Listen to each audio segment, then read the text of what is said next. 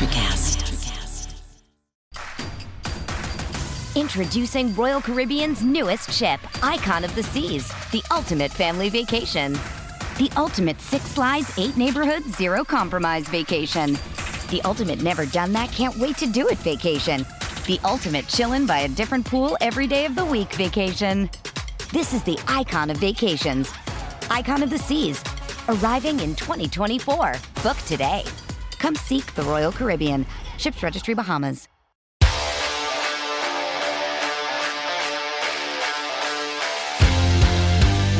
Welcome to Missing the Point. I'm DK Sizzle, and I am so excited to talk about the Boston Celtics. I have been thinking about the Boston Celtics. I've been going to bed and hoping to dream about the Boston Celtics. I have been waking up in the morning. My first thought is the Boston Celtics. I've been brushing my teeth with green toothpaste. I'm ready to go for obvious reasons. For obvious reasons, we've had an amazing series unfold right before our eyes so far. I'm here with just the one and only real BK Bob Kelly. It's just the two of us today to talk all things C's. That's all this show is going to be about. So if you came here to listen to the Bruins who are getting their asses handed, and listen to something about the Bruins who are getting their asses handed to them by the Hurricanes right now, 3-0.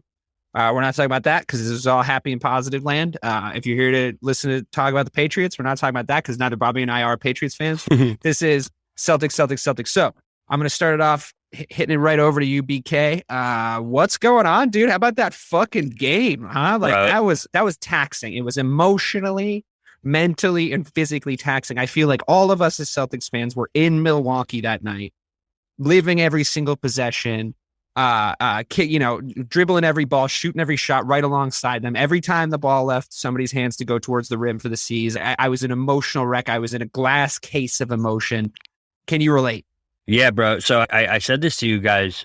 I smoked the first cigarette that I have smoked in 15 months during that fucking game. Okay. Yeah. Like since I quit when we first started the show, I had to smoke one. I bummed one off my neighbor because I was like, bro, I can't deal with the stress of this game. Right. It was unbelievable, man. I was also smoking, but I have no accolades that got ruined. My streak got ruined by my own lack of fucking discipline and willpower. I can't blame the Celtics. So you got that up on me. Yeah, bro. It was honestly the most rewarding but stressful game that I think I've watched for this group of Celtics. You know what I mean? Like, we've been through a lot with this core, like the Tatum, the Brown, the Smart. Shockingly for like a while now. Yeah, man. And for them to show us the old Celtics again at the beginning of that first quarter. They sure did. And then rebound to what we saw in the fourth quarter, which we'll get to, it was so rewarding to see just the dog come out in all of them. It wasn't just Tatum, wasn't just Brown, wasn't just big fucking playoff Al. It was talk about that. It was the whole team, man, top to bottom. They just looked like dogs in that fourth quarter. They looked like a team that knew that they were playing like shit and were like, listen, guys, this is fucking it. This is it. And they felt it, and they executed perfectly. Emmy's a great coach. It was just like down the line, man. I'm so happy. I'll tell you, just as a quick plug, this week on the 617, we're releasing a show called Championship DNA. It used to be called something else when it was over here on MTP, but we're releasing a show where we basically recap the 2008. The theme of the show is we recap old New England championships, but this week, for fitting reasons, we're doing the 2008 Celtics.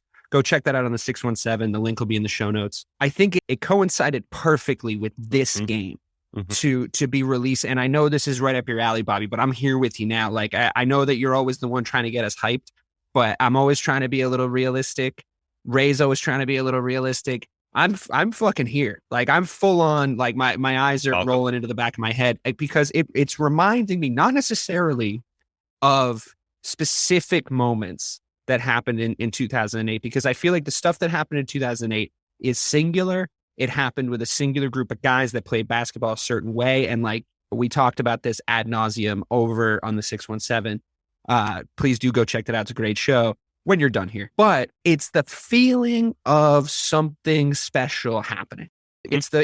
Whatever happens, the reason I'm okay saying this now, because I'm freaked out about jinxes like all the fucking time. The reason I'm okay saying this now is that I'm at the point where no matter what happens, I'm proud of them. Yep. No matter what happens from this point forward, whether we get our fucking face punched in Boston again, and we go down, or we just win our remaining games and move on. I'm proud of them for the mentality that they've showed. And I'm for if we went out tomorrow, if it was like, that's it, you don't get to play any more games, it's over, it's done, Boston goes home, I would be, for the first time in a long time, optimistic going into the offseason and saying to myself, well, with a couple of additions or a couple of tweaks, I think we have a core that can win a championship. Now, we don't even have to address that right now because it's 2-2 with the defending champions after a sweep of what was a lot of people's favorites, right? It's another. They were the Vegas's second favorite to go to the finals at the beginning of the postseason. My experience of watching teams win championships has been that the ones that do it always, and I don't mean that hyperbolically, I mean that literally, always overcome adversity. And this is a postseason where we're watching them consistently overcome adversity. This Bucks series has been borderline hard to watch at times with how difficult it clearly is to be a player on either team inside this series, because the Bucks are the number one defense in the playoffs right now. Mm-hmm. You know, like they came to play the same way that we play. They're doing to us what we just did to the Nets, and we're standing up. That's the difference. We're standing up. We're not folding. And I think, just to focus specifically on the last game, there was a moment. There was a moment where it was like, does this, like you said, it was the old Celtics up until I think the end of the third quarter, right? And then they stood up and they were accounted for. You know, everybody stood up and said, I'm going to do it. It's Jaylen Brown taking shots that are making me go like, no, not that shot. But it's like, but he hits it this time. You know what I mean? It's like, no, fuck that. They're not fucking around. We need an answer right now. So he goes and gets it. It's Jayson Tatum having a fucking stinker and then lighting it up in the fourth quarter, you know, and still taking those shots. Not dumb hero ball, nobody's moving, everyone's static, watching him play type shots. Good looks that he should be taking and he should be making, you know, and he's not shying away from the fourth. Big man shots. And grown adult basketball shots. Right. Yeah. So I think, you know, that's the theme here. And I think that's the thing that's got me so fucking fired up. You know how happy, you know how happy I am to hear you say this, because listen, the special factor is so clear. It reminds me so much of like I know you're a baseball guy, but like the 2018 or was it 2018 Red Sox. You could see it. Yeah, man. I mean, I watched that postseason and I know exactly what you're talking about. There's something special about the way these guys go about their business. You know, I remember a very specific line my dad said to me when Liverpool got the coach that they got. He was like that went on to win a ton of shit for us, and we're like, you know, still on course this season to win a bunch of stuff. And my dad's a very practical guy. You know, he's a very, very straightforward guy. He was like, I don't know, there's a sense of destiny about Jurgen Klopp and Liverpool and them being together. There is something like, I mean, I'm not religious. I don't believe in God, but if I did, I would do it through sports. You know what I mean? Like, agreed. That's the thing where I feel the universe tingling around me. And, you know, maybe it's just humans finding patterns and shit. I don't know. But what I do know is that when you look back on this series, win or lose, what they did in that game 4 was special. It absolutely was special, because it's not a game where you're supposed to win by the way things were going. So to get down on a practical level after we just did The Man That Fell to Earth all the way from outer space. I want to check that show out. Yeah. Well, it's a really good movie. David Bowie did a movie in the 1970s. Man Who Fell to Earth. It's a good one. It's a little avant-garde, so you might want to toke a little bit before you put it on, but it's worth the watch. But I digress. So let's talk about key players in this series. You guys did a great show last week about the series when we were down 2-1, and you were talking a lot about Giannis Antetokounmpo specifically, because obviously he's the best player in the series on paper, right? He a lot like KD was, so there are some parallels. Unfortunately, Giannis is the kind of guy that if you limit his scoring, he can still drop dimes on you. If you limit him in his movement, he'll still get 15 rebounds. You know, my friend describes him as the guy they won't let you make in 2K. Like, you'll make a guy 7 feet tall, and you'll want him to be also really fast and be able to really dribble really well. Cap it at like 62. Yeah, 2K will be like, no. Yeah, nobody's like that. You'll be like, what about Giannis? And they'll be like, well, you can't be Giannis. And I think, okay, cool. So it's a game of limiting him, you know, and he definitely went off and destroyed us in game 3. And I think, you know, we all sort of accepted that as inevitable. what do you think we did right against him, specifically in the context of switching Al onto him for the majority of the game? I know Graham Williams was in foul trouble, but Al getting ran by him downhill, but still being able to sort of body him, make him tired. Did you see him at the end of the game? His hands were on his knees. He was gassed, full on gassed. And it was because anytime he wanted to come near the rim, Al beat him up, right? So what do you think we did right? What do you think we can improve going forward? Do you think that strategy is going to work again? What kind of Giannis are we going to see in Game 5 in Boston? Yeah, what's so scary about Giannis is, like I said, we touched on this last week, is that he can affect the game. And like you just said, in so many different ways. It's like, even when his shot's not falling, you still, like we've been talking, you still feel like he just dominated you for 4 quarters. And then you look at the box score and you're like, oh shit, he shot 32% from the field. Like, it didn't feel like that. Every play when he's on the court. Every possession he makes something happen. The big thing to me was, in that second half, we limited a lot of second chance points that he was getting, because he and the Bucks were dominating us on the offensive boards in the first half. The absence of Rob Williams, I think, played a factor there. Huge, because, you know, like, you can do everything to get a body on Giannis, but when he's just the biggest man on the court, there's not much you can fucking do. I mean, Daniel Clay trying to out-rebound Giannis is like watching a child play with his dad in the driveway. It's not good. It's not a good look. And then we'll go on to talk about the negatives of some of the players. And I've come around to a couple of your opinions, but I hope you've come around to at least one of mine when we talk about the role players later, but continue. But so with Giannis, man, it's so... I honestly feel like he's the reason we won that game, because I don't know. So Bill Simmons did a whole thing about Giannis's likability coming into this series, and how, like, you can't talk to someone and then be like, fuck Giannis, I hate Giannis. You'd be like, what? How the fuck do you hate?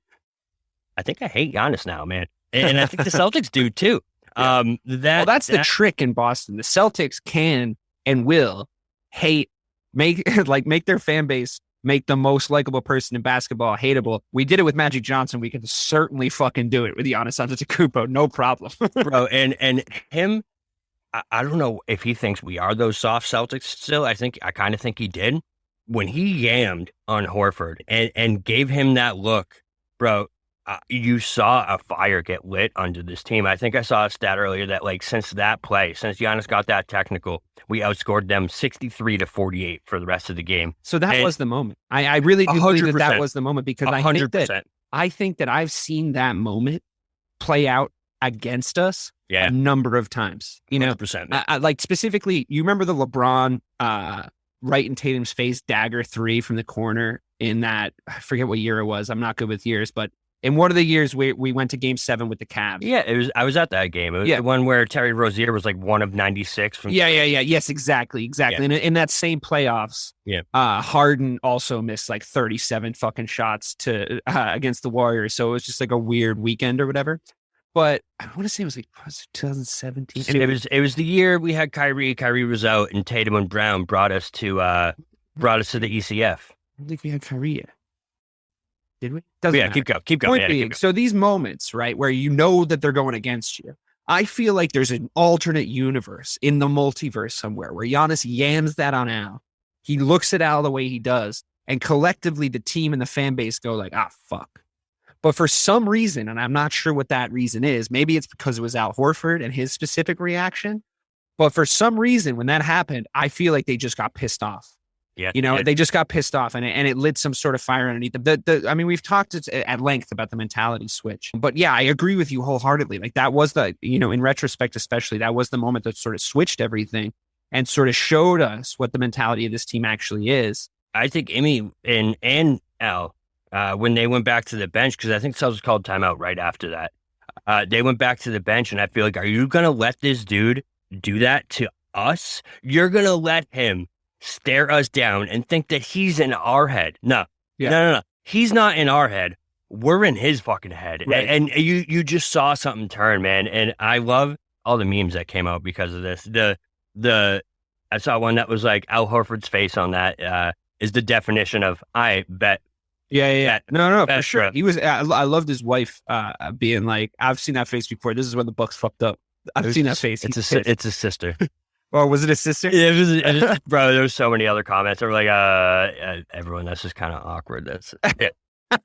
I just saw the meme. I don't fucking know.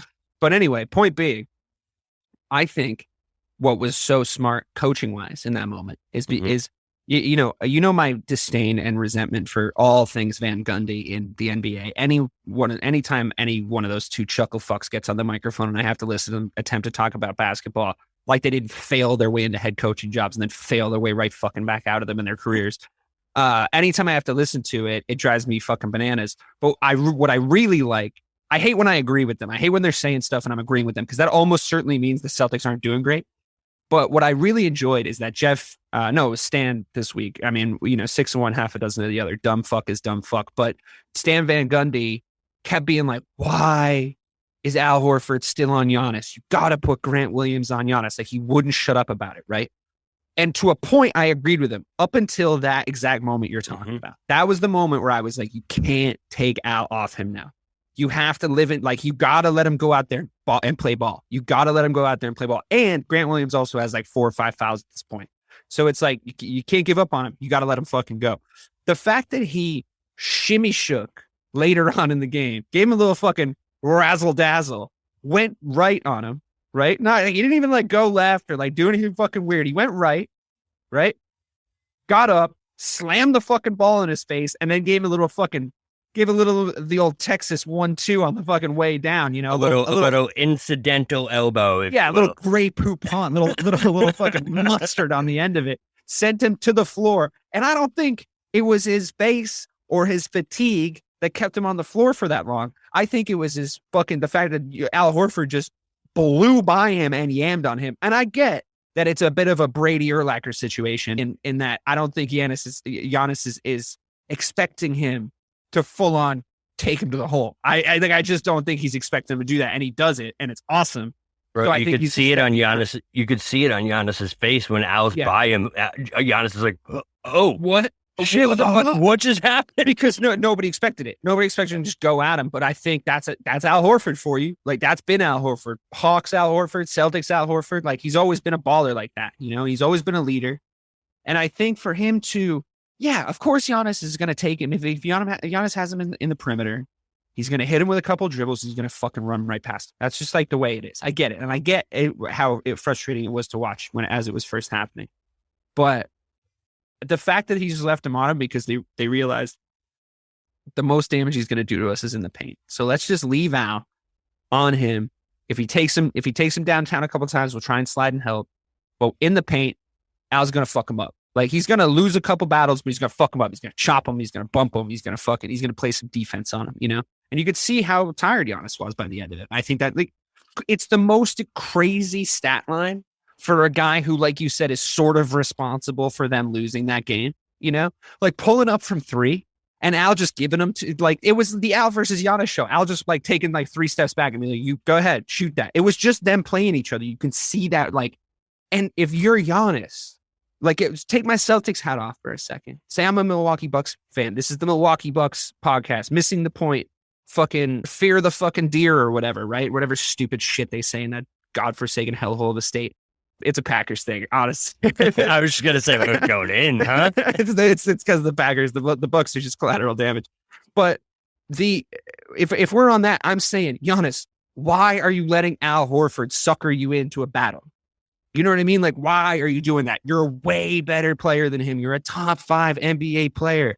You don't need to be going one-on-one with Al Horford and letting Al Horford like see into your soul like that, man. And Al's just like, yeah, come on down here. Let's have us a dog fight, And then that's how Al gets 30 points while guarding the best player on the court, And I think that's just fucking fantastic. But before we get on to Al, we've done a little Giannis. Let's talk about Jrue Holiday for a second. Mm-hmm. I think I made the point to you before the game. If we can keep Jrue Holiday at 6 points, we win the game, right? They are able to go to the well on his scoring so easily. And I'm honestly surprised. I mean, he missed a lot of open looks. I think that helped us a lot. I think that helped us a ton, because if his 3-point shooting was a little bit more dialed in, I think we're in trouble in that game, because he was left open a few times. His ability to drive and pull up in the mid-range is pretty fucking lethal still. And my point to you before the game is, if we can limit Jrue Holiday, we win the game, because what they're able to do is you remember when this, and I know you already know this. This is for the audience. You remember the way the Celtics were able to stifle Plan A for the Nets, and they didn't have a Plan B because Plan A, and this is when we kind of realized Ray was right about Steve Nash, because it's like, well, where's your Plan B? Plan A was make our scorers score, right? It's pretty straightforward, and I don't hate it, but it's once we stifled that, now what are you going to do? And they couldn't do anything. What the Bucks have done a really good job on against us is, we'll stifle Giannis. And I heard you make this point last week. We'll stifle Giannis. We'll make him take dumb pull-up mid-range shots, or give him the shot from three and let him miss, or whatever we'll do. We'll stifle him in those ways, right? But what they can do then is they go like, well, Jrue Holiday's getting penetration on them every single time. He's too fast. They don't have an answer. That surprises me. That should be the guy we should be able to guard the best. Why isn't Marcus Smart able to just live with him? It feels like they switch really well to get him space. And I just think we need to figure that out if we're going to win this series, because he's honestly, it's looking a little easy for him. And I think people are maybe sleeping on how good of a scorer he actually is. And he gets the most important points. Like, he scores a bucket right when they need him to. Like, he's become that guy on the team. So do you agree? Do you disagree? Like, where are you at on the Jrue Holiday conundrum? And do you have an answer? So I think what it is with Jrue is he definitely felt slighted almost with the Marcus Smart winning the Defensive Player of the Year, because before this year, you know what I mean, Jrue was seen as maybe the best defensive guard in the NBA. Marcus wins that award, and all of a sudden it's all about Marcus. You know what I mean? No one's talking about Jrue and his great defense. No one's talking about these things. So he definitely felt slighted. I just don't know if he's ready to be the two guy on a championship winning team. Which you wouldn't have said after game 3, though. Right. No, agreed. I wouldn't have said that after game 3, because after game 3, him and Giannis sat down and they both had buckets, and they both had numbers in every column. So I wonder what changed. I feel like it's as Giannis goes, Jrue goes. You know what I mean? I feel like he feeds off him a lot. And the fact that Giannis was getting challenged and not shut down, not by any means. He had 34 and 18. So no, not by any means. For the entire night. But Jrue, man, was brutal in game 4. He was, so I'm going to go over it. So he was 5 for 22 from the field. Yeah. Volume one of 6 from 3. And he was a minus 23. How many points when he was out there? 16. 16. All right.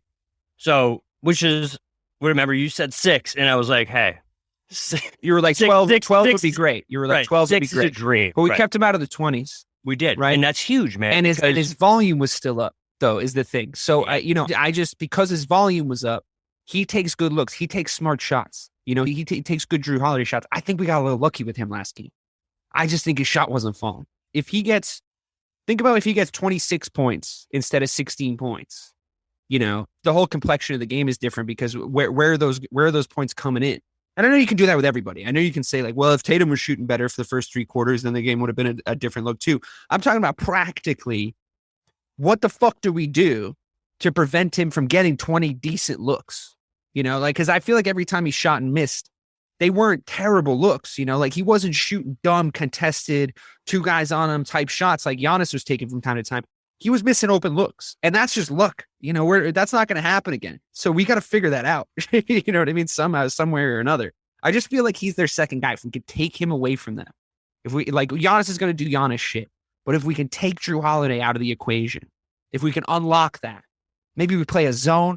Maybe we switch Jaylen Brown onto him more. I thought Jaylen Brown did pretty good on him. I know he's a little bit long to guard a guy that fast. Like, I don't know. Jrue Holiday's the guy that's like, the way that in a series like this, there's a guy that's like living in your head. I'm like, I love Jrue Holiday's the thing. He's exactly the kind of player I like. He's exactly the kind of player. Yeah.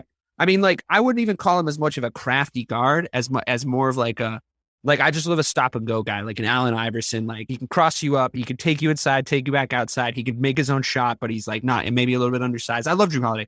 So he's living in my fucking head rent free in the series. Like, I'm just scared of him every time he gets the ball. And I think for good reason, but what would you do? What would be your solution? I would make him keep shooting, honestly, man. I just don't think he's used to this volume. He usually has Middleton taking most of these shots. You know what I mean? So I feel like he stepped up in game 3, so I got nervous. Yeah, no, agreed. He did step up in game 3, but I just don't think he can keep it going all series, man. I think the way that they're playing him, honestly, is the way that they need to keep playing him, because statistically and historically, he's not a great shooter. So the fact that you forced him into thinking that he could take 6 threes in a game and he missed, the 3-point shooting, sure. The 3-point shooting, you know what I mean? He's always had that pull up though. He's always had that pull up in and around the in and around the rim. He can finish it in and around the rim, and he's getting penetration. The thing with I feel like the reason Marcus isn't having as much success guarding him is because he's so worried about everything else that's going around. Right. You know what I mean? There's so much happening. Right. Marcus is like scheming on the court. You can see it. Like he's also like quarterbacking the defense, which I think is like a huge thing that he does. I agree with you wholeheartedly because I also think they have him running around kind of bullying. Like he had to switch to Connaughton at one point because Connaughton started to fucking light up, you know, and it was like, does he? You said that in the thing. I'm like, what's it? This fucking guy? Like, who? I feel like he killed us in that one series where we won the first game, and then the Bucks won 4 straight when we had Kyrie. He murdered us in that series too. So I've always have this. I feel like if you're memory of Connaughton, and most casual NBA fans don't know your name, you will have a great playoff game against the Celtics. Agreed. Agreed, bro. I feel like if you're, who was the dude who was like a lights out shooter that played with LeBron, the blonde kid? He had brothers. He's like their shooting coach now. What the fuck's his name? Mo Williams? No. White guy. Oh, Dellavedova. No. The fucking, he was never good. He was a decent shooter. His name's like Luke something. All right, whatever. I'll look it up. Ridenour? What? Luke Ridenour? No, I forget he's like a shooting coach now. He's like legitimately a good shooting coach. And he was like a legitimately good shooter, but he would always light us up. That is like Tyler Hero in the fucking, in the Heat series, right? Or it was like nobody knew Tyler Hero was. It's like, oh, it's not skin pigment, pretty white. You can shoot against the Celtics. You know what I mean? Like it becomes this thing. What, are you looking it up? Yep. I gotta find out who the fuck this guy is now. It's gonna fucking bother me. I bet people are screaming into their radios right now. Yeah, I always do that when people would talk about that shit. Like they're like, I don't remember that guy. Where you forget who it is. Who the fuck is it? Player, LeBron, teammate. You'll know it right when I tell you who it is. Mark Price. No. I'll have to just tell. He's too old. That's too old. I got to find out this guy. Yeah, it's fine. This is what normally happens on podcasts, I feel like. Yeah, right. And then you just edit that shit out. And then we sound super smart because we came up with it super fucking fast. Right, exactly. You're going to be like, oh, of course, when I tell you who it is. I'm just going to look at best Cavs shooters. I just went to the same. Kyle Korver. Fucking Korver. Oh, yeah. God, I fucking loved Kyle Korver, bro. Yeah, but like that's what I'm talking about. He always lit us up. He was fucking lit us up. He was always wide open in the corner to just fucking absolutely murder us, right? He's the Connaughton. I agree. Yeah, he's the Connaughton. I think he's probably much better shooter than Connaughton, but Connaughton looks like fucking, he's lights out there. So it's infuriating. Korver's 2 all time? All time, yeah, exactly. And he's like a shooting coach now. He's like a form coach now. It's like what he does. So that all makes sense to me. And like, yeah, he had like these are getting back to the original point. These are the guys like that motherfucker, Kyle Korver. Kyle Korver ruined Celtics games and podcasts now at this point. So getting back to the original point, I think we need to do something about these Bucks role players. Yeah, before we need to do something about Giannis. I think like, to your point earlier, it's like Giannis kind of beat Giannis in the last game. Like how Mike and Ray always like to tell me Brett screwed Brett. I think Giannis screwed Giannis. I think he got dragged down, like we were talking about it, into Horford's world. And he sort of helped lose the game for his team.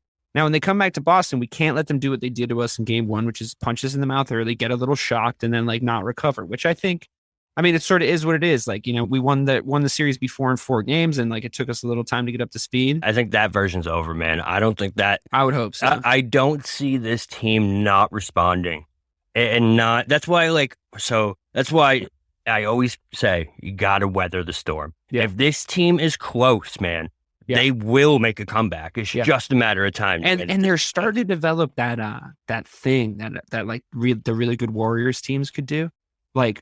It's not they're down 10, like how you would expect this specific iteration of the Celtics to come back. Oh, they're down 12. They got to come back. Okay, now it's 8. Okay, now it's 6. Oh, it's 8 again. Oh, well, they did that thing in the last series where it was like, wait, we're only down 4? Bro. Like, how the fuck did that happen? It was like, whap, whap, whap. And it was like, oh, shit, okay, this will work. It's what happened early in this game, dude. You saw it. Yeah. Like, remember, they took that first lead. And it was like, bro, that's such a big lead for them to take because we looked like dog shit. Right. In that first quarter. Right. And then they came back, took that fucking lead. I want to make one point about the role players before we go on to ours. Take the floor.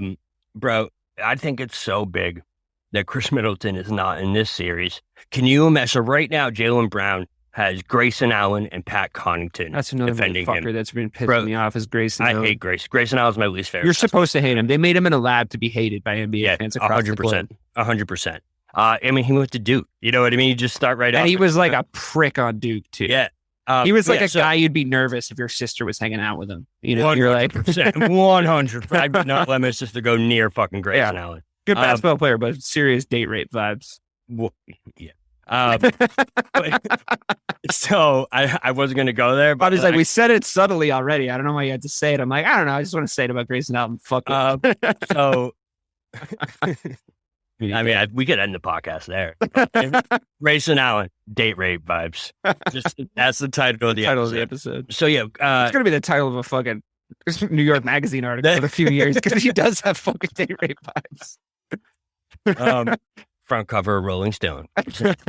So, yeah, if Middleton is covering JB full time and it's not Allen and Connaughton switching off, this series is you don't have if he has the game 3 and the game 4 that he has. Yeah, this series is so different to me, man. I think we'd be in trouble if that was the case because listen, Middleton is bred to defend guys like Brown and Tatum. Yeah, and the one answer the Bucks don't have is someone to defend Brown and Tatum on every possession. I think it's so huge that they're not in there. And going forward next year, we need to get someone who fills that backup role. Or I don't even know. That's why I liked having Marcus Morris back in the day. Yeah, exactly. Like, Marcus Morris, perfect. Yeah, exactly. It's like I didn't want him to be as important of a figure on the team as he was. But if you as like, he thought he was, as he thought he was, or as he like needed to be sometimes, because like we sucked.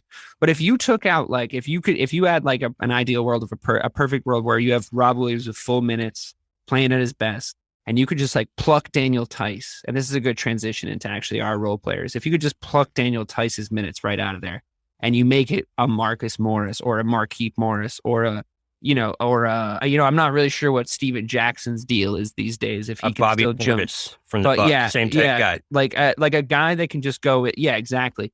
Like a Carlos Boozer back in the day. You know what I mean? Like that. Those like someone to just come in. Maybe it's Grant. Maybe it's Grant. If we got somebody that could maybe control Giannis a little bit better and not like our 6'6" fucking undersized power forward.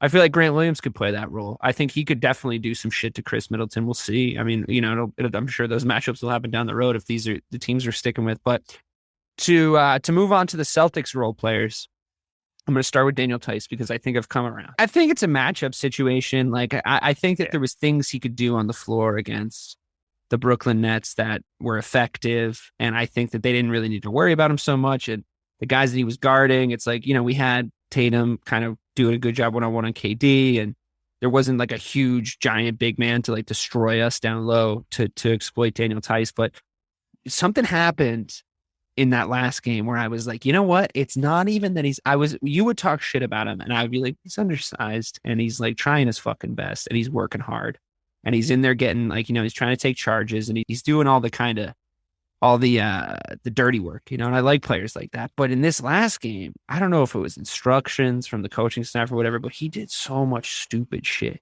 Right. Like he's the only guy on the Celtics that looks like he doesn't belong when he's on the floor. That you know what I mean? Keep up. Sorry, I didn't mean to cut you off. No, you didn't cut me off at all. It's the dumb fuckery that got me in the last game. Yeah. He took 2 back-to-back 3-point shots when we were down. Bro, that's it, and it's things like that were killing me. He didn't do that in the Brooklyn series, but it would be like that on the defensive end, where he would get caught out of position. He got cut a ton, right? Which is also we'd be playing great defense, and then all of a sudden the Nets are back in the fucking game. KD got rolling a little bit. Why? Because Daniel Tice couldn't fucking get out onto the 3-point line fast enough, or he didn't see that back cut coming, or it's just I feel like Emmy doesn't. Honestly, I feel like Emmy doesn't like him that much because he didn't see the floor for the first, 2 games. There was a moment where he's not physical enough, man. He's not so many things. Listen, Daniel Tice is who he is. All right. I'm happy we got him. We got rid of Schroeder for him. So, great. Amazing. In a different series, he might be able to play a role, but I agree with you essentially. I also think I was so fucking angry. I mean, I was alone in my house watching the game. Thank God there was no like other humans around. But there was a moment where off a fucking rebound from a free throw, and he had position on Brook Lopez. And I get that Brook Lopez is a monster. Like, and I get that he's huge, but he had fucking position on him. You know what I mean? If you have your fucking ass backed into the dude and the ball's falling towards you, he can't Randy Moss you in that situation and just put it back up, because you got to leave your feet. And I watched Daniel Tice like not leave his feet. And I was like, are you fucking kidding me? I would have benched him for life if that was me. I mean, this is why I'm not a head coach. I'm a very reactionary individual, but I would have benched him for life at that point. It's just unacceptable, especially if you're what's essentially considered a big man. You can't be letting dudes fucking Randy Moss you like that over the top. Anyway, yeah, I'm with you on Tice. I don't like seeing him on the floor, especially not in this specific series, because the Bucks are too long. They're too strong. They're too athletic. They got too many guys that they can just happily bring onto the floor to just bully Daniel Tice. Like he's like chum in the fucking water for them when they see him in there. If we had a Serge Ibaka type or a, whole different stuff, like someone along those lines to just come in and kind of bump with those guys inside for a little bit, take a little of their energy away. Sure. But that's not what Tice is doing. So I'd almost rather the big tall Australian fuck that we got rid of. What was his name? Baines. Yeah, I'd I don't think 100%. I don't think he was as good of a basketball player as Daniel Tice, but I think that he would get in there and fucking get. He had more dog. He had more dog in him. Get grimy in there. Fuck it. Yeah, like I need something along those lines, because Daniel Tice ain't it.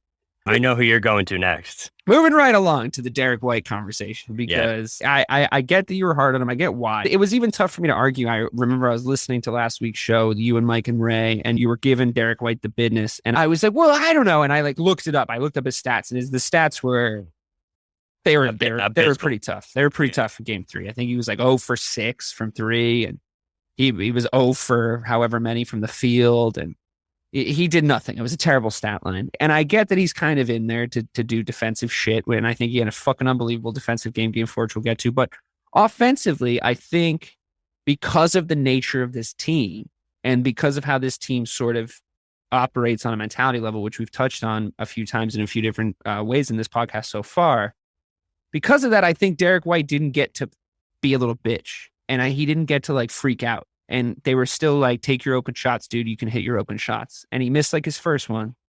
And then they sort of started falling, and they started falling at key moments. He was in the right place at the right time a lot. He made the smart pass a lot. He penetrated at the right time. And he's also secretly kind of our only guy other than Tatum and Brown that can play a little in and out ball. Marcus, so I think Marcus's game is that once he gets in, he's trying to make the killer pass, which I don't hate. And if he's like in the paint, he's either wants to restart or he wants to make the killer pass. I like the idea of having somebody on the floor like Derek White that can dribble the ball in, fuck their rotations a little bit, and then take it right back out to the perimeter and see where we're at again. I like that game in a point guard personally. So where are you at on him? I mean, you were out on him completely. The experiment was done. We had scrapped it. The Manhattan Project was over. But have you come around at all? I'm not trying to make you eat your words because I understand why you were mad. But have you come around at all on Derek White? You see what he's bringing to the team, or is it still like, I don't know, it's frustrating? So, I never, and I said this when we were dogging him last time, is like, listen, I understand how vital that trade was to our season. And that was a good point. I'll give you credit for that, because that point was, we needed to consolidate the roster. And I thought about that in this last game when I thought about you saying that. We needed to consolidate the roster, and we made the right out moves in order to bring these guys in. So I agree with you wholeheartedly on that point, just for the record. But thank you. And, when it comes down to like how, yes, to sum it up, yes, I am back in on the Derek White train, man. I saw a stat, I sent it to you guys, where he held Bucks shooters in that game to 0 of 15 shooting. Bro, that is so impressive. And he has the highest plus minus out of any Celtic for the past, I think it's the past 3 games. And it's a plus, I think it's like a plus 41 or some stupid shit like that. Like when he's on the court now, it just seems like we're a better executing team. And I don't know what it is. The one thing that was bothering me, which I feel like he kind of figured out, was the trap. He was getting trapped so much in those first 2 games in the backcourt, man, where I don't know if he wasn't expecting it, what it was, but I felt like, they would trap him and he'd be like, oh shit. what do I do now? Do you hate his dribbling? I don't love how he dribbles the ball. I don't love how he possesses the ball, and I think that I don't like the way anyone on the Celtics dribbles the ball. I feel like Jaylen Brown's dribbling. I'm like, Jaylen, give it to. The Celtics don't have anyone that I feel comfortable dribbling the ball from more than 10 feet. That's where I mean, you know what I mean? Like, if Pritchard. That's it. Yeah, that's it. You're right. Payton Pritchard, I've actually come around on him to the point where I'm like, for literally that reason. Because when he gets the ball, when they try to press us full court in any way, I feel like we get a little rattled sometimes. And when they try to press us on a rebound when we haven't fully secured the ball, when it goes to Pritchard, I'm like, okay, we're good. Because he's like small and he can just fucking dribble the ball up, and that's all I need. That's all I need right now. Nobody's like stealing the ball from him. No one's even gonna try because he's like that kind of player. Payton Pritchard might be the best handles on the team.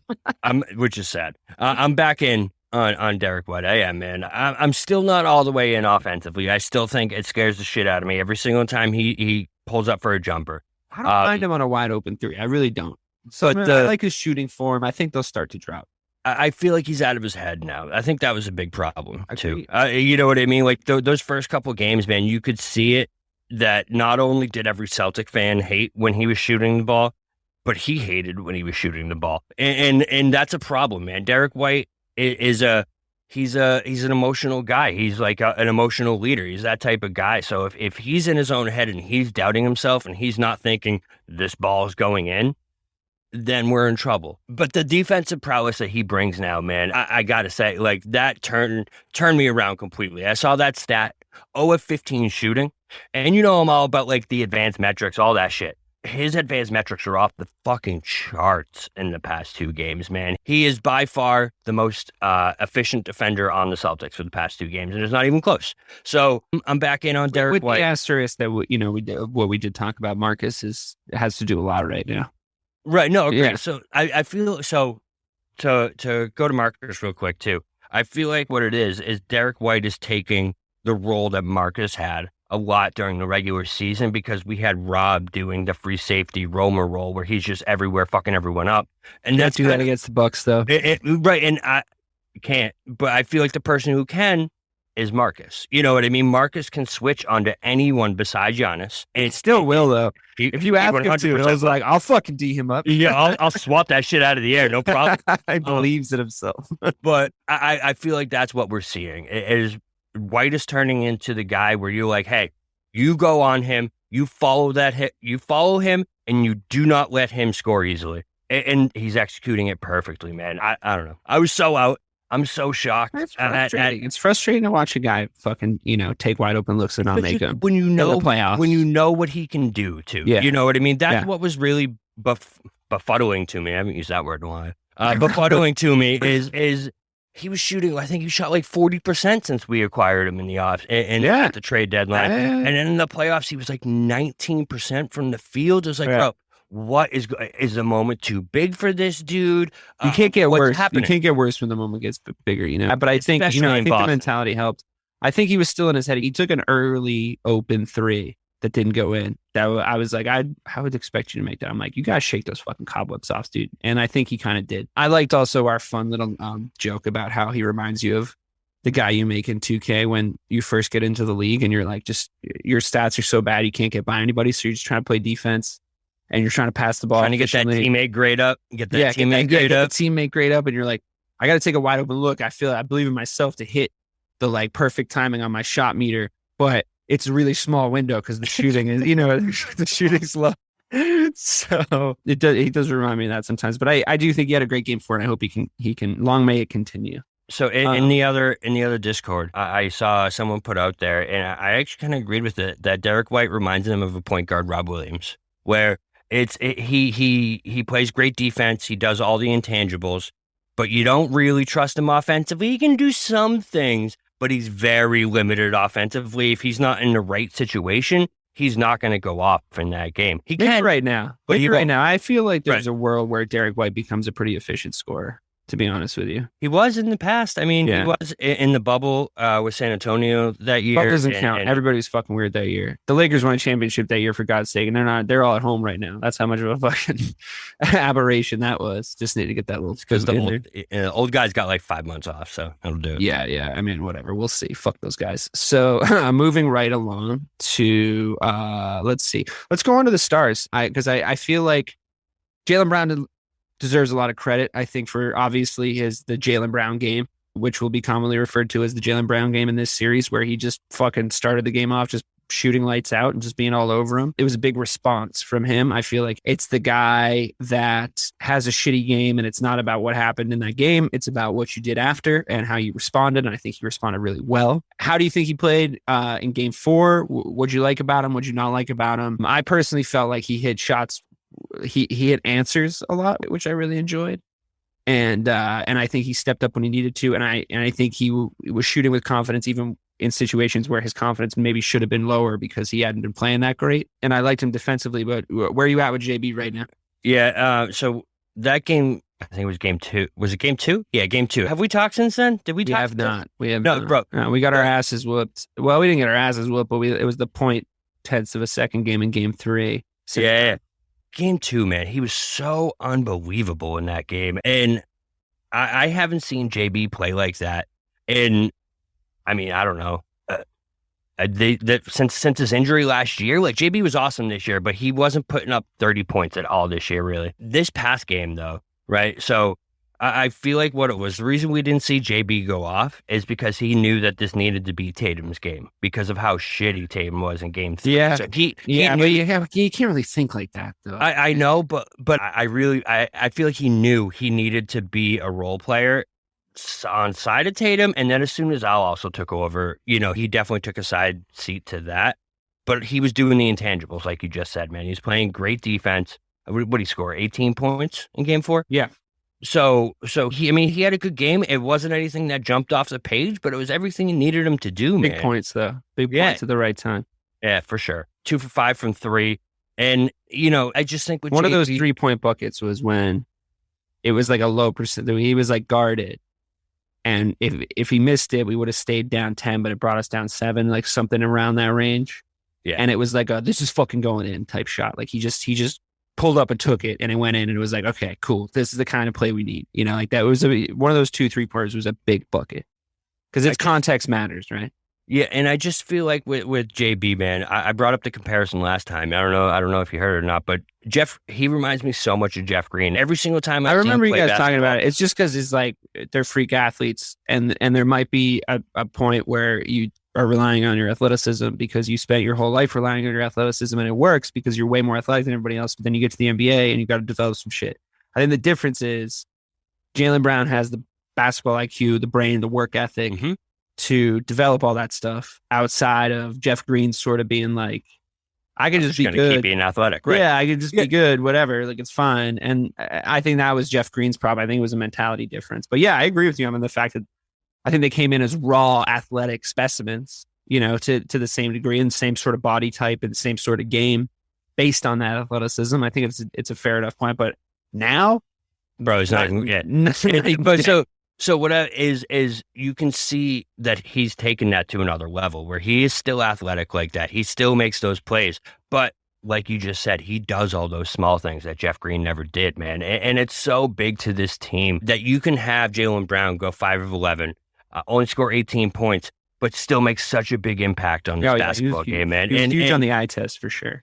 Yeah, and exactly. You normally with athletic guys, when they're not scoring, when they're not making those freak plays, they disappear, they vanish. And JB hasn't been doing that since game 1, man. So I think it's such a testament to who he is as a basketball player, what he's developed into as our clear 2 guy too. I think that's something that's big is he's accepted that, like, listen, this is fucking Tatum's team, and he knows it, but he still can be there when you need him, and he's gonna deliver, man. And it's just, he's so special with that mentality, man. When you have a guy who is a superstar in the NBA, have a shitty game, and he is out before the next game shooting jump shots and threes and practicing 4 hours before the game. He's the first person at the goddamn stadium. Yeah. It's a special mindset to have, man. I think Emmy has a lot to do with this Jaylen. I think he might have been better for mindset. Jaylen than he even was for Jayson, to be honest with you. 100%. Yeah. Listen, coming into the offseason, you knew that Jaylen wanted a black coach to come coach his team, and he made he was like, I would prefer sound bites about it.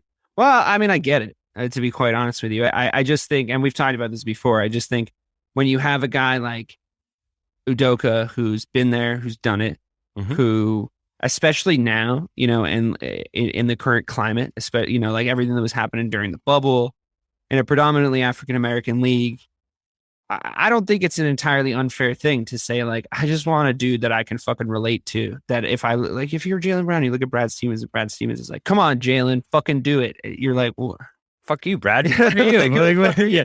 And it's like, and then that's the guy sort of leading the team when they're all sort of going through this George Floyd thing and the tensions in America at the time, and the media looking to them to speak out on it, but also then castigating them on the other side by being like, just fucking play basketball. And these are all things that are going to affect your game. You say that they're not going to, but they're going to. Like, where you're at mentally is obviously going to affect your game. I mean, ask fucking Stephon Marbury if that's true or not.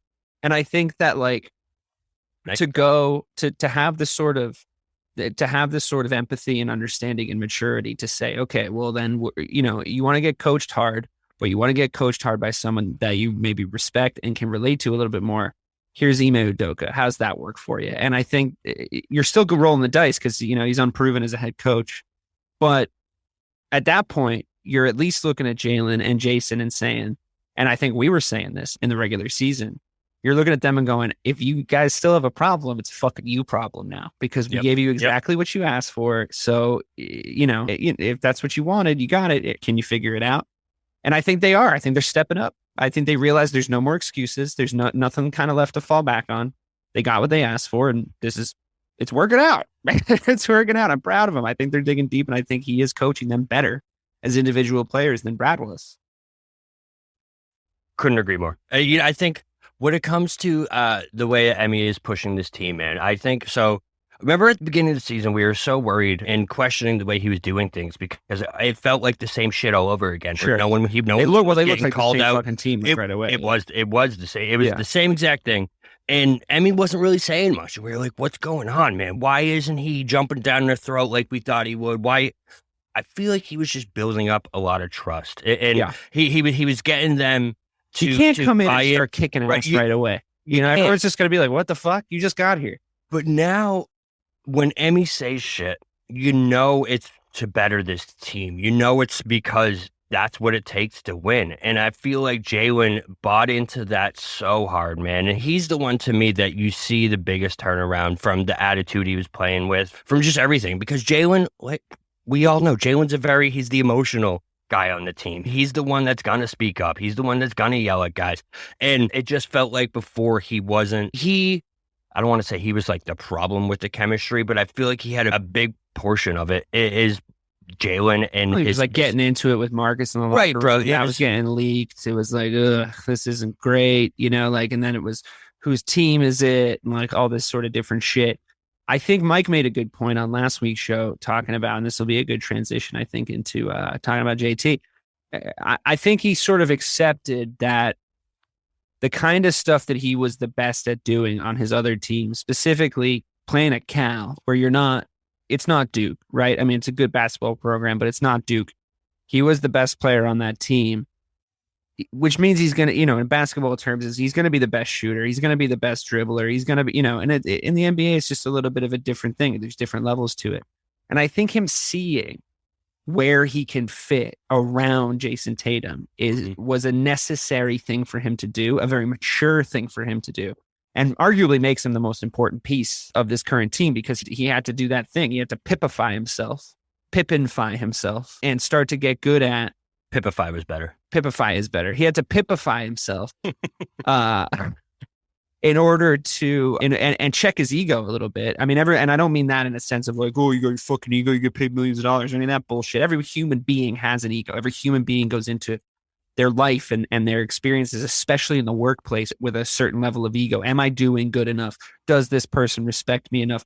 These are thoughts that every human has to deal with on and any workplace. And the stakes are arguably higher in a multi-billion-dollar industry like sports and athletics. And when you're on TV all the time, so those pressures, they mount. So I think it's a very difficult thing that he did by sort of turning around and saying, I'm not going to be. It's not that he's a role player, but he's a role player. Do you know what I mean? Like he's not a role player in basketball terms, but he plays a very important role when he needs to. And especially, he's gotten especially good at recognizing when it's JB time, when it's okay. And to me, it doesn't read like, get the fuck out of the way, dude. It's time for me to do it because you can't do it, which used to sort of feel like, to me, it's like, hey man, don't worry. I got your back. You're struggling. We can still have you shoot because I'm just going to up my efficiency. I'm going to start to drive. I'm going to start to work hard.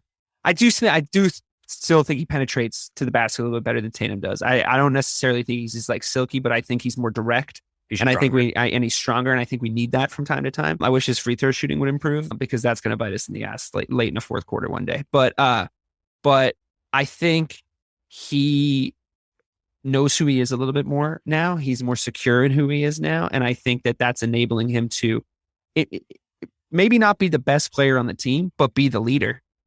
Because a leader doesn't put himself first. A leader puts the team first. And I think that's what he's doing. But he knows that some nights he needs to be the best player on the court. And I think that's right. And he can do that. And that's so key, man, to be able to take a back seat, right? And be the 1B guy on the team. But on nights that you need him to be 1A, for him to be like, all right, whatever, word, I got this shit. I got you guys. Get on my back. I'm winning this game. It's so huge, man. Yeah. It's so huge. And I'll tell you something. I'll die on this hill forever. The only type of person, the only category of person that could have come into this team, and I just know this in my heart, there's no way to collect any data on it, but the only type of person that could have come into this team and convinced Jaylen Brown to be the way we're saying he is somebody that was in, around, and actively participating in the San Antonio Spurs organization under Greg Popovich, because that's the only guy I could have thought of before Ime came in and did this that could have come in and done that.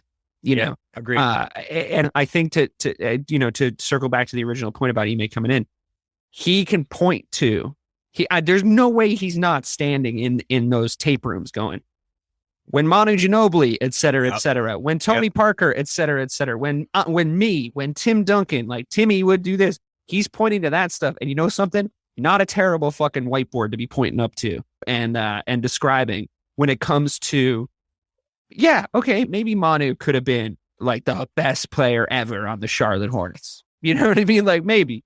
You just took that team right out of my head. I was like, the Hornets? Like maybe he could have been. Maybe he could have been the greatest Charlotte Hornet to ever fucking wear the jersey. He'd have 0 fucking rings right now. He'd have 0 rings. So you can look at that team and you can ask them, like, you can give Jaylen Brown a straight up would you rather? You can give him a straight up hypothetical. Would you rather be the guy with no rings, potentially no rings, that's playing for New Orleans, but you're the best ever Pelican? Like, that's it. Like, you're the Pelican of the century. Or would you rather have been the second best guy on a Celtics team that won 3? You know who else was the second best guy on a Celtics team? Ray Allen was the second best guy on a Celtics team. Or Paul Pierce, arguably. It depends. Depends on who you're asking. You know who else was the second best guy on a fucking Celtics team? Fucking, what's his name? Robert Parrish. Sure, Robert Parrish. Fucking, why Kevin McHale was the Celtics best. Right, okay, the second best guy on a Celtics team. These are names you remember. These are names you know. It doesn't have to. You don't have to be LeBron. And honestly, I don't know if you want to be in today's NBA. I just think you want to go get yourself some fucking jewelry, bro. Like that's what should matter. So moving right along to who is our best player, I think very unarguably, I should say, talent-wise, our best player in Jayson Tatum. I love a guy who can have 3 shitty quarters and then go off in the 4th. I love that. Just like, don't worry about it. And not only 3 shitty quarters, 7 consecutive garbage quarters. You know what I mean? No, sure, yeah. It was getting to the point where we were like, what the fuck is wrong with Tatum, man? Like, what's going on? What is he doing? And for him to come out and hit those shots that he was hitting, man, that 1-3 that we already talked about was such a big boy 3, man. And it's, we've seen him hit those type of threes before, but we used to get like mad at him for taking them because it was in the worst times Well, you know what else though? You know what else? It's what's a little different specifically about what you're talking about. He's not dribbling it for 8 seconds before and he then takes doing the three, it, and then doing that sidestep, but then the guy's kind of still on him, and then he shoots, and like it would go in, but you'd be like, still a dumb fucking shot. It was like, oh, I need to take one step and just pull up without hesitation. You know, it was those type of threes, and I think that's just that shows maturity and growth. It's, you know, like remember when we were shitting on him for the Kobe, which time the Kobe lessons because we saw Kobe's negative hit come out and hit out of those lessons. That's all we saw. We were like, bro, what are you doing? This is the worst parts of Kobe that we hated, that we loved, that Laker fans hated. But now, man, he has such a killer mentality that, like, in that fourth quarter, once that fourth quarter started, you knew he was about to take over. You could see it in his eyes, man. He hit that first three. Because what was he? He was like 1 of 6, 1 of 7 going into that fourth quarter from three. Yeah, and he just lit fire, man. And that's when you know someone is special. We already talked about Giannis. He was special because he's making an impact on the game other than scoring. That's what Tatum was doing up to that point, but then he started scoring. And he's just so good. I can't remember another basketball player that I've like had googly eyes for this long than Jayson Tatum, man. I just love the way he plays the game. And I love his quiet confidence that he has about him. He was talking in the post-game interview, and he was saying, you know, like, it's not always about scoring. You need to come out as a star on your team and make an impact on the game. You need to leave your mark on every single playoff game if you're going to be a superstar in this league. And to hear him come out and say that and not come out and saying, you know, I needed to get my shots up. I needed to do this. This dude just wants to make impacts on the basketball game and make sure his team wins. And he knows how important he is to this team, man. And you see it in that fourth quarter because he just took that game over, bro. He did. He finished him off. He came in and he swung the final axe. I'll also say that the pendulum has swung when he does shoot, even if he's having a bad shooting night.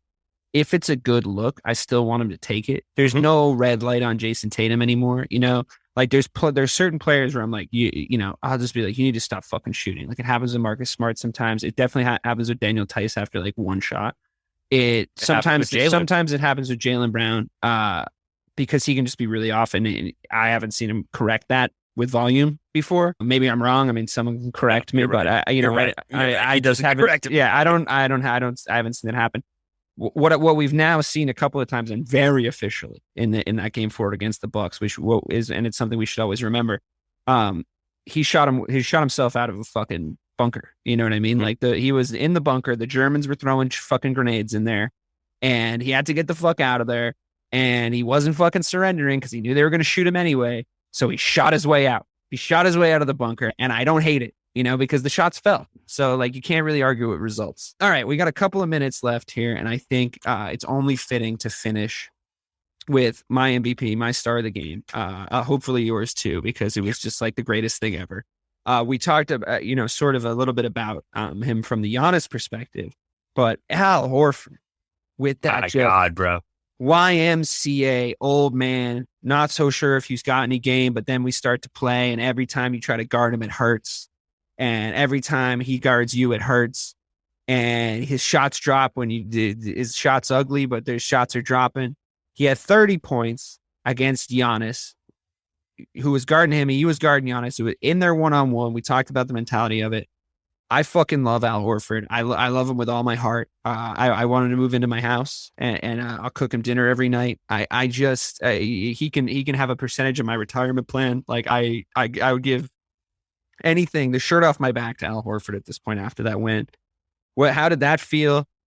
Let's start with me talking about his 3-point shooting and how fucking efficient he is from out there, and then let me know what you thought of his game overall. Yeah, man. So I just want to bring everyone back in time to this offseason when we traded fucking a shell of Kemba Walker straight up for Al Horford. And Al Horford is now the most important player on this team. So I want to shout out and give Brad credit for that, because listen, we fleeced. Who did we trade him to? I think it was the Thunder, right? Bro, Al Horford is the most important player on this team right now.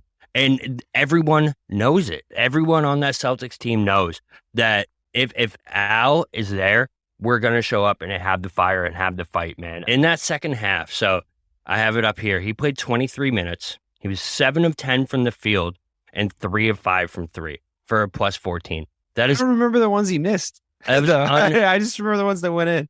Unbelievable, man. The biggest thing with Al is that he didn't. I really feel like it was the turning point when Giannis dunked on him, and Al doesn't not give up. He doesn't back down whatsoever. Giannis is staring right at him, bro. You don't do that to an old head like Al, though. You know, like he's a fucking veteran, and he's always been a dog. So like, that's the best vet Marcus has ever had, is what he said. Best vet I've ever had. For his exact words. Yeah. And it was like magical. You know what I mean? Like that game will be known forever as the Al Horford game. That's what that game is. And he's just so big for this team, man. Like it's crazy that it's gone from a guy who could barely stay on the court with the Sixers to a guy who was about to get bought out by the Thunder. Remember, he sat out the end of last season, the last like 30 games, washed up. You know, he's done. It's this, it's that, you know, he's 35 and he's a big man. Right. I mean, it's nothing to be ashamed of. You're a 35-year-old big man.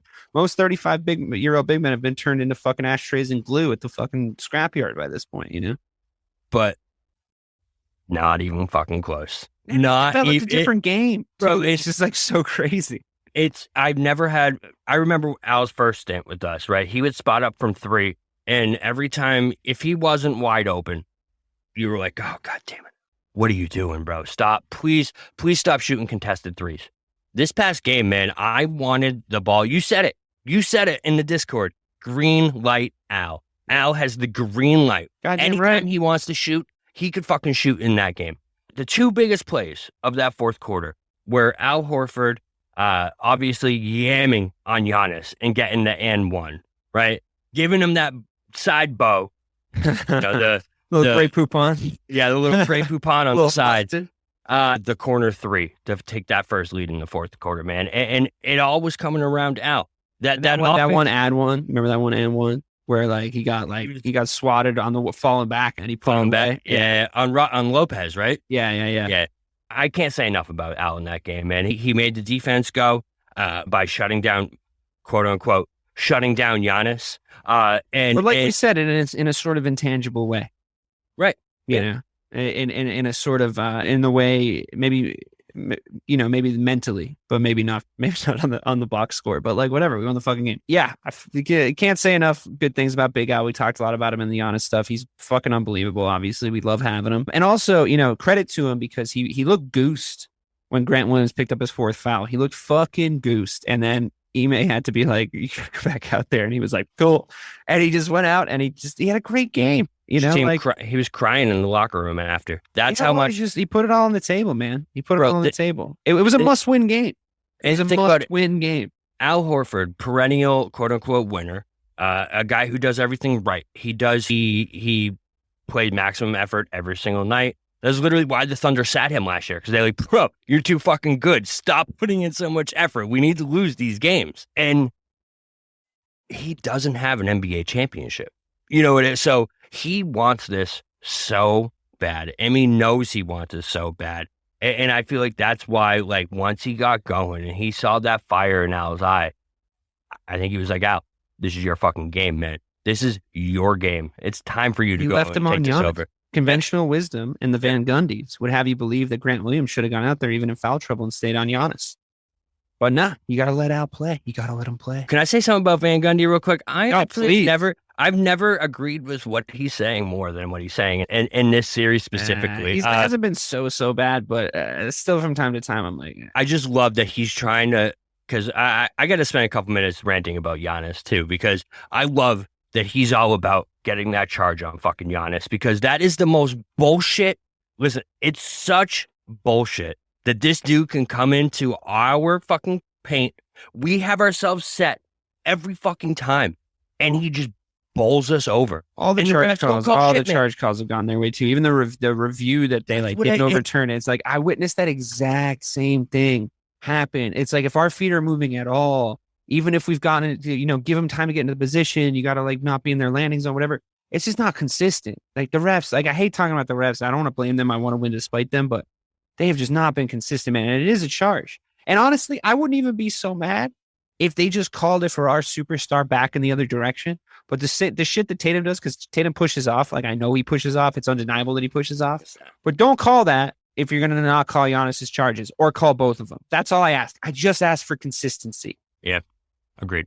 100% agreed, man. And that's not what we're getting. But what's blowing my mind, right? And I feel like this Al thing turned my mindset on it, because I like Giannis coming into this series, man. I can't stand him right now. The way that he is getting the calls, he's getting babied by the refs. But then when he does get a clear foul call, he's turning around and bitching about it. Like, bro, Who are you to bitch about any of this shit? Did you hear him after game 3? Oh, how much does it cost to get fined? If I shouldn't say anything about the refs. I'm like, you should need to buy diapers, bro. They were in your fucking pocket the entire Unbelievable. And the Marcus thing where they're tangled up and Marcus goes to help him up and he doesn't get, bro. I like Marcus just fucking shaking him off. Yeah, he's like, fuck you, bro. Well, fine. Yeah. He seems like such a little bitch to me lately. And the playoffs will make you hate anyone, Bobby. It will.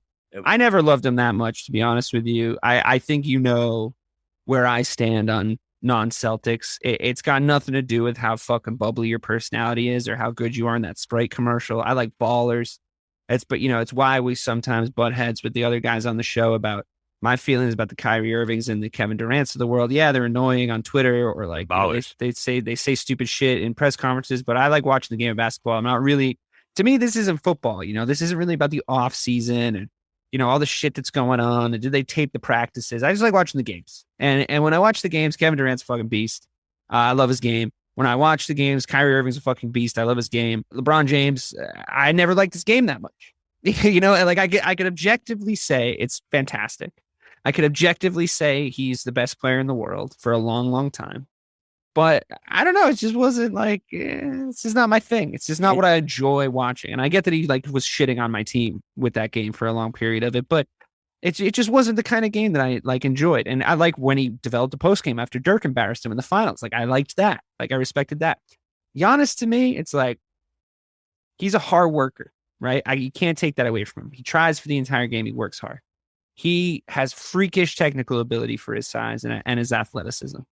I think that he has levels to go. I think that there's 2 or 3 more things he can add to his game, like the jump shots he inexplicably takes that never go in. And there's 2 or 3 more things that he can add to his game that would make him clearly the best player in basketball. And he might already be.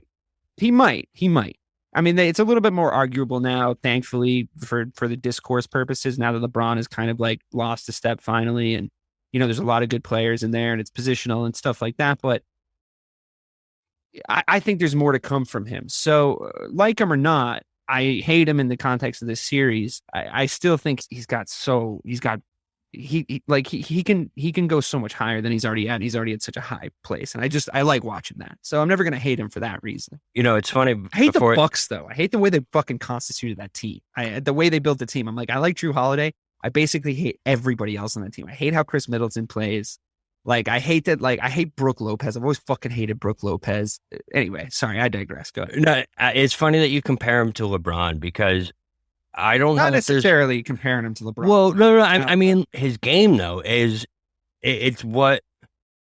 it's being freakishly more athletic. It's very right. It's very reminiscent of LeBron, and then without the killer jumper, right? Without that killer jumper, that's what it is. And it's just, listen, I don't know. But coming into the season, it just seemed like everything this dude said, everything he did, the way he represented himself, the way he played basketball, he was a champ. Like it was all about the right way of playing and putting maximum effort, not being a little bitch. And I just feel like, I don't know what it is. Maybe it's because he won a championship and got a little big, or maybe it's just because we're in a heated fucking playoff series with him.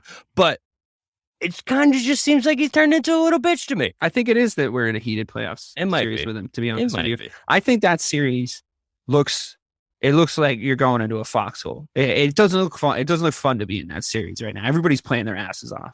A little shout out to our Championship DNA podcast. This series reminds me a lot of 2008, 2007, 2008 basketball, man. It seems like the first so many more 110 mid-range jump shots. It's crazy. It is great, but it just feels like 2010 all over again. First to 110 wins. And you don't see that in today's NBA. And it's just crazy. Yeah, no, you made that point on the Discord, and I think I was thinking about that as I was watching it. And I might be why I'm enjoying it so much, to be quite honest with you. But and yeah, it's not, nobody's living or dying by the three-point shots are a factor for sure in this game, but it's not like, oh, the Celtics have missed their first 6 3-pointers. Well, they're only down 4. You know what I mean? It's sort of like that situation, as opposed to if we do, I'm not saying we will, knock on wood, but if we do get to the finals and we play a Western Conference team, I think whatever that Western Conference team is, we're going to have a new problem to figure out as far as perimeter shooting goes. Just between. Probably. It's probably going to. I mean, I know the Suns won a fuck ton of games, but the Warriors kind of look like the Warriors again. Anyway, whatever. So, that's going to be a killer series. I can't wait to talk about that. I'd take the Grizzlies. I'd take the Warriors. I would probably take the fucking Suns. I feel like the East is actually harder than people are giving it credit for. We're going to have to walk through a fucking gauntlet if we want to get to the finals. I'd much rather see the Sixers in the next series than the Heat just on matchups, but that's a problem for another day. We gotta get through this slog of a series. So yeah, I mean, that'll do it. Looking forward to game 5. Yeah. What? Predictions. Dude, this is an emotionally taxing series. I don't even know if I can have a prediction here. I think it has to go to 7. It's just this is a series that has go to 7 games written all over it. And I think you made a very good point in the Discord. We took home court back, so I'm not terribly stressed about it going to 7, but they've proven they can win in Boston. And Mike makes the point about the referees being terrible in this series. I hate the fact that they were clearly responding to the media comments, the referees. The mandate should be whatever they say, just fucking don't referee context. Referee the game. Don't referee what they're saying. Don't react to what they're saying in the media. Don't look at it. Don't listen to it. Just referee the game by the rules of the game, please. That's all I'm asking for. You don't need to be like, oh, we heard what you guys said in the media. We're going to get an extra couple of... And the basketball's the worst for that. But predictions is definitely going to 7, and if it goes to 7, we'll have home court. So I'm saying season 7. Yeah, I'm going to agree with that, season 7. But listen, I can tell you one thing: if C's come out and win Game 5, the extender himself, Mr. Scott Foster, will be the referee for Game 6. I don't know if have they already, but 100% Scott 100%. Foster's ref in Game 6. Bro, I just don't see the Celtics losing at home in a Game 7 situation. Like we've seen when the Celtics play their game. I said it coming into this game, and I was very close to being right. They win. They win by a considerable amount, and they won by 8 last night. So I know it was a tough road to get there, but they did end up winning by 8. So I just feel like in a Game 7 situation where it's do or die, win or go home, there's no way that this team with the dog in them, the fight in them, that they lose that game. I would love it. I would love it if Mike's right and they close this out in 6. You can't possibly convince me we're winning this in 6. Me either. Happening. I would love it, but you can't convince me of it. What I will say, though, is Game 4, if Game 4 is a microcosm for the entire series and it's a who blinks first situation, who wants it more, who blinks first in this series, I think we've proven that we have a little bit of deeper to dig, if that makes sense. We can dig a little bit deeper than these guys. And we might, if Game 4 is any indication, because it was in Milwaukee, and they're a pretty good crowd over there. And we had to dig deep, and we did. And I think if that's any indication, I think, I'd be very confident going to Boston with these fuckers. But bro, you ever been to a Game 7 in Boston? Yeah. That shit is electric. Oh yeah, it's the best. It's the best sporting event environment I've ever been it's in my entire life. I'd want to be in a win or go home situation. It's also why I wouldn't be thrilled about the Suns. It's crazy out there too, or the Heat. Like there's. Well, just the home court thing, just on records. Yeah. But there's a chance that like all the better records maybe still get knocked out. So we'll see. Yeah. Listen, the Bucks gave us home court too. That's what I fucking. They had it. Is they handed it to us. They said, no, we don't want it, guys. We don't want it. And so, I'm glad in retrospect. I mean, I would have taken it either way, but I'm glad in retrospect we won Game 4, not Game 3, because then we have the momentum going back into Boston. Because then there's a world where we take them back to Boston, and we smack them. Like we beat them bad, like Game 2, maybe. And like then all of a sudden the series looks different. Then all of a sudden I'm maybe going, maybe we go back to Milwaukee game 6 and close this bitch out. You know what I mean? Like we fuck them up in the next game. Like I think it could be possible. But yeah, I think that'll do it for Missing the Point. Myself, DK Sizzle, the real BK Bob Kelly. I thought that was a great show. I thought we talked about all of our big performers. And I hope that we're as happy and optimistic as we were in this show the next time we talk. So until then, keep it green, everybody.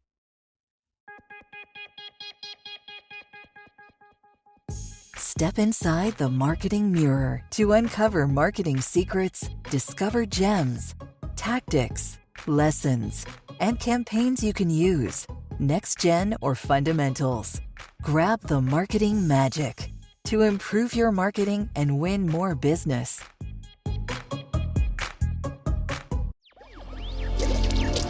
Electricast. If you're a working professional wondering what's next for your career, you've come to the right place. Whether you're looking for a promotion, growth, or a potential career transition, look no further. With over 30 years working in a variety of industries, I share my insider knowledge with those ready to get ahead on Career Advancement with Craig Ansell. Tune in to get your strategies for success. Electricast.